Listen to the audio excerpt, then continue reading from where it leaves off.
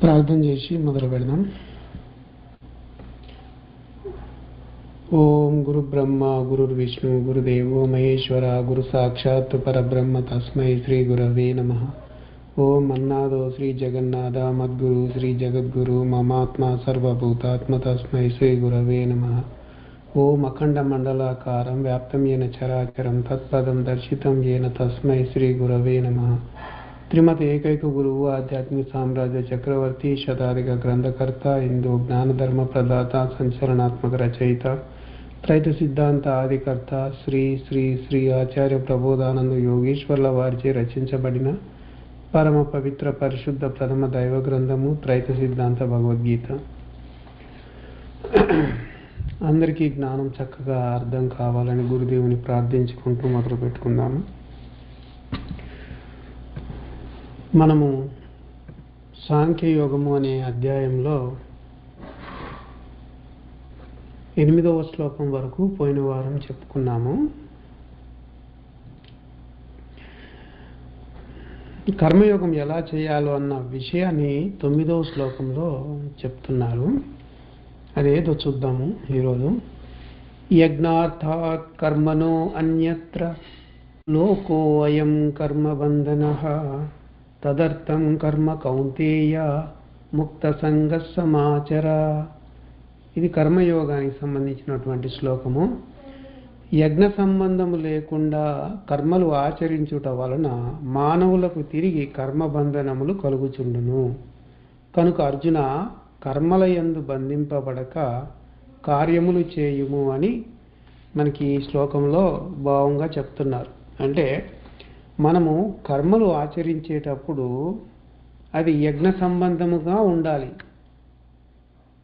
అట్లా చెయ్యకపోతే మళ్ళా తిరిగి కర్మబంధనాలు వచ్చి తగులుకుంటాయి అని అంటున్నాడు. కాబట్టి నువ్వు ఏ పనైనా చెయ్యి, కర్మల యందు బంధించబడకుండా చూసుకో, ఆ విధంగా కార్యాలు చెయ్యి, పనులు చెయ్యి అని చెప్తున్నాడు. ఇది కర్మయోగంలో చాలా కీలకమైనటువంటి శ్లోకంగా మనకి స్వామివారు తెలియజేస్తున్నారు. చాలా గొప్ప వివరాన్ని శ్లోకానికి స్వామివారు అందించారు. ఇది చాలా పెద్ద వివరం కనుక మనము ఒకే రోజు కాకుండా 2-3 భాగాలుగా మనము చెప్పుకుంటే బాగుంటుంది. ఎంతో పెద్ద వివరం కాబట్టి. మనకి ఈ శ్లోకంలో యజ్ఞార్థ అని కొత్త పదం వచ్చింది. యజ్ఞార్థ అని అంటే యజ్ఞము అనే పదానికి మనం అర్థం తెలుసుకోవాలి. ముఖ్యంగా ఈ శ్లోకం బాగా అర్థం కావాలంటే యజ్ఞం అన్న పదానికి అర్థం బాగా తెలుసుకోవాలి. అయితే యజ్ఞము అనేది మనందరికీ చాలా తెలుసు. ఆ మాట మాత్రం బాగా పరిచయం అందరికీ, ప్రతి ఒక్కరికి. యజ్ఞం అంటే గుడ్డిగా చెప్పేస్తారు. చిన్నపిల్లవాడి నుంచి సత్య ముసలోని వరకు అందరికీ తెలుసు యజ్ఞం యజ్ఞం యజ్ఞం అంటే ఏంటి అనేది. అంటే ఆ మాట అయితే తెలుసు, కానీ పరమాత్మ భావం వరకు ఆ పదానికి ఉన్న భావము మనకి తెలియదు. దానికి చాలా దూరంగా ఉన్నాము. పరమాత్మ భావం ప్రకారం యజ్ఞం అంటే ఏంటి, ఇప్పుడు దాకా మనకి యజ్ఞం అంటే ఏంటి అనేది చాలా పెద్ద తేడా ఉంది. అయితే మనం ఏమనుకుంటామంటే, ఒక చోట అగ్నిగుండం తయారు చేసి అందులో అగ్నిని రాజేసి అగ్ని మండుతూ ఉంటుంది. దాంట్లో కొన్ని సమిధలను కాల్చి బూడిద చేయడమే యజ్ఞము అని అనుకుంటున్నాం. అది యజ్ఞానికి గుర్తే, కానీ వాస్తవ యజ్ఞం కాదది. యజ్ఞం యొక్క విషయం తెలియాలంటే మొట్టమొదట మనము కృతయుగము మొదటి కాలంలోకి వెళ్ళి చూడాలి. అక్కడ ఏం జరిగింది, ఎక్కడి నుంచి ఇది మొదలైంది అనేది అక్కడ మనకి తెలుస్తుంది. చూద్దాం. కృతయుగంలో చాలామంది గురువులు మనుషుల మధ్యలో నివసించడానికి ఇష్టపడే వాళ్ళు కాదు. వాళ్ళు ఎక్కువగా అరణ్యాల్లో ఉండేవాళ్ళు. ఆ యుగంలో గురువులంటే చాలా గొప్ప గుర్తింపు ఉండేది. రాజులు కూడా ఆ గురువుల దగ్గరికి పోయి ఆత్మజ్ఞానం తెలుసుకుంటూ ఉండేవాళ్ళు. ఆ పద్ధతి ప్రకారంగానే ఒక గొప్ప రాజు ఏం చేశాడంటే, ఒక గురువు దగ్గరికి పోతాడు. అంటే జ్ఞానం మీద చాలా శ్రద్ధ కలిగిన వాడై అక్కడికి వెళ్తాడు. జ్ఞానం కావాలని అడుగుతాడు. అయితే ఆ గురువు చాలా తక్కువగా మాట్లాడేవాడు. చెప్పాల్సిన విషయం ముక్కుసూటిగా చెప్పేవాడు. 2 మాటల్లో ముగించి మౌనంగా ఉండడమే ఆ గురువు చేస్తూ ఉండేవాడు. అట్లా ఇంకేందంటే ప్రతిరోజు కూడా అతను మాట్లాడేవాడు కూడా కాదు. అయితే ఆ రాజు ఏం చేశాడంటే కొన్ని రోజులు అక్కడే ఉన్న తర్వాత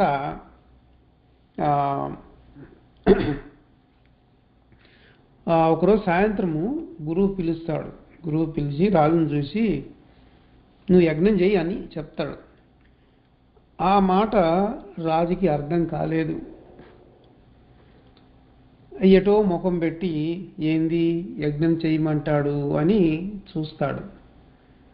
చూసినప్పుడు అప్పుడు గురువు ఏం చేస్తాడంటే ఆ యజ్ఞం గురించి తెలియజేద్దామని ఆలోచించి ఏం చెప్తాడంటే లోహాల్లో బంగారము ఇనుము, వస్త్రాల్లో పట్టు వస్త్రం నూలు వస్త్రం, నూనెల్లో నెయ్యి వేప నూనె, కట్టెల్లో గంధపు కట్టె తుమ్మ కట్టె, ఔషధాల్లో మర్రి పుల్లలు నేల ఉసిరి పుల్లలు, ధాన్యాల్లో బియ్యము నూగులు, ఇట్లా ఒకదానికొకటి విరుద్ధమైనటువంటి ఈ పదార్థాలు హెచ్చుతగ్గులు ఉన్నటువంటి వాటిని తీసుకురా అని రాజుకి ఆజ్ఞ చేస్తాడు.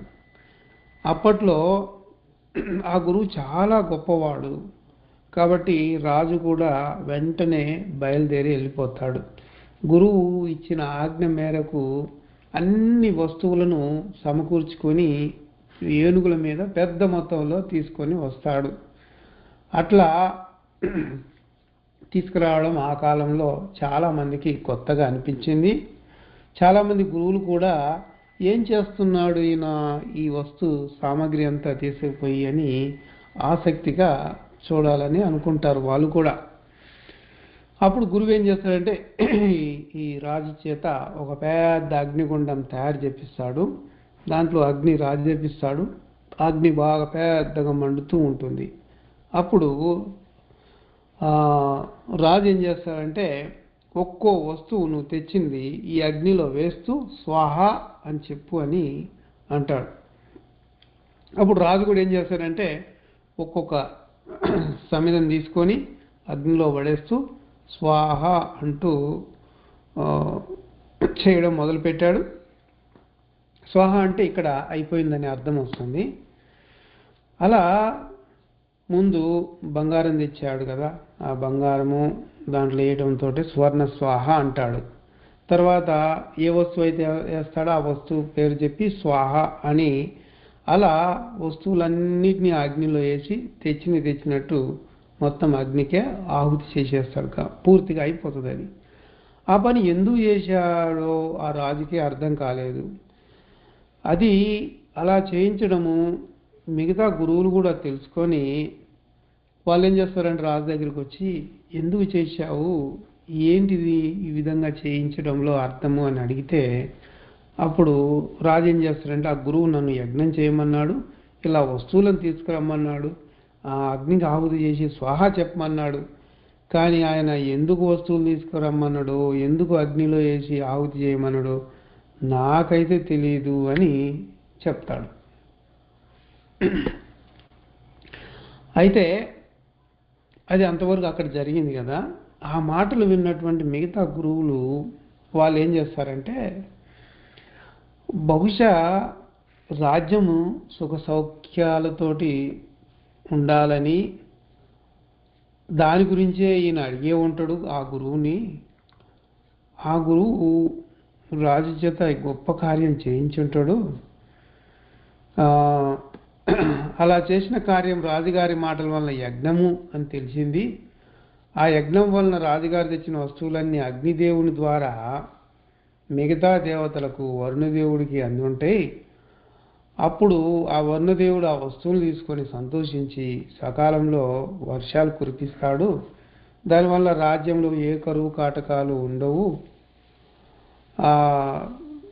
అందరికీ సుఖము ఉంటుంది, రాజ్యమంతా సుభిక్షంగా ఉంటుంది.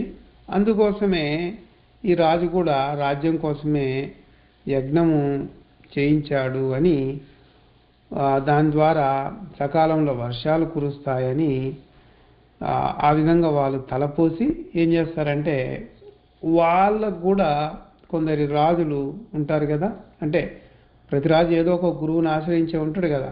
ఈ గురువులందరూ పోయి మళ్ళీ ఆ రాజు దగ్గరికి వెళ్ళి, ఆ రాజుకి ఇగో ఇలా మనం యజ్ఞాలు చేస్తే ఈ వర్షాలు బాగా కురుస్తాయి, పంటలు బాగా పండుతాయి, సమృద్ధిగా పంటలు పండి అందరూ సుభిక్షంగా ఉంటారు, రాజ్యం కూడా సుఖశాంతులతో విలసిల్లుతుంది అని చెప్పి, దానికి ఇంత ఖర్చు అవుతుంది, ఇన్ని వస్తువులు కావాలని అడిగి తెప్పించుకొని వాళ్ళు ఏంటంటే యజ్ఞాలు చేయడము మొదలుపెట్టారు. అట్లా యజ్ఞాలను పూర్వం రాజులు చేస్తూ ఉండేవాళ్ళు. ఓపిక లేని రాజులు వాళ్ళు ఏం చేసేవాళ్ళు అంటే వస్తు సామాగ్రి అంతా కూడా ఆ గురువుల దగ్గరికి పంపించేసి వాళ్ళతోటి చేయిస్తూ ఉండేవాళ్ళు. ఇప్పటికీ కూడా అలాంటి పద్ధతి ఉంది. ఇప్పటికీ కొందరు వాళ్ళే స్వయంగా ముందు కూర్చొని ఈ సమిధలు అగ్నిలో వేయడము అనేది ఉంది ఆ అగ్నిగుండంలో. కొందరేమో ఈ మనం కూర్చోకపోయినా ఏముందులే డబ్బులు ఇస్తే చాలు, వాళ్ళే మన తరపున ఆ వస్తువులు కొని వాళ్ళే యజ్ఞంలో ఆ విధంగా చేస్తారు కదా అని చేయటం కూడా ఇప్పుడు జరుగుతూ ఉంటుంది. అది ఇంతవరకు ఇక్కడ మనము ఆపేద్దాము. దీని వివరం చాలా ఎక్కువగా ఉంది కాబట్టి వచ్చే వారం మిగిలింది కొనసాగిద్దాము. మంగళం పాడి ముగిద్దాం.